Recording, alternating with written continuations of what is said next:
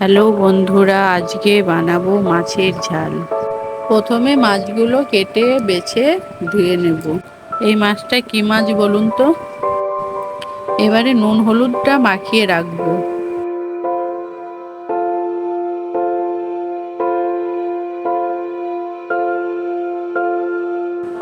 এবারে দিয়ে দেব কড়াইয়ে সর্ষের তেল।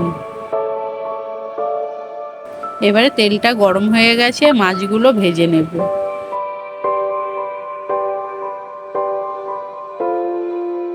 এবারে মাছগুলো লাল করে ভাজা হয়ে গেছে, তুলে নেব।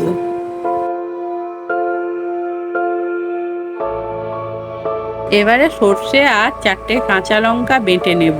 এবারে ওই মাছ ভাজা তেলের মধ্যে আরো কিছুটা সর্ষের তেল দিয়ে দেব। এবারে ফোড়নে দিয়ে দেব অল্প কিছু কালো জিরে আর একটা শুকনো লঙ্কা।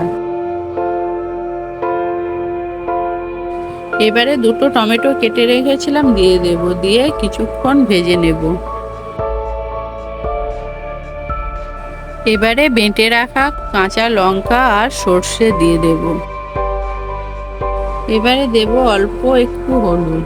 এবারে দিয়ে দেব স্বাদ মতো নুন আর অল্প কালার লঙ্কা গুঁড়ো দিয়ে মশলাটা কষে নেব।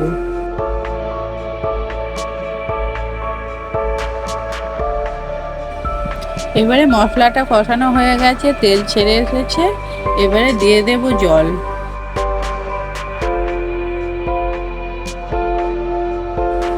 এবারে ভেজে রাখা মাছগুলো দিয়ে দেব, দিয়ে 5 মিনিট চাপা দিয়ে রাখবো। এবারে চিড়ে রাখা লঙ্কা দুটো দিয়ে দেব। এবারে আবার মাছের ঝালটা হয়ে এসেছে, দিয়ে দেব ধনেপাতা কুচি।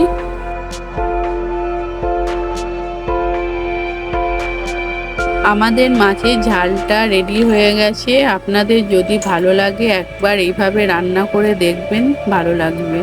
আমার রান্নাটা যদি ভালো লাগে একটা লাইক, কমেন্ট, শেয়ার করবেন।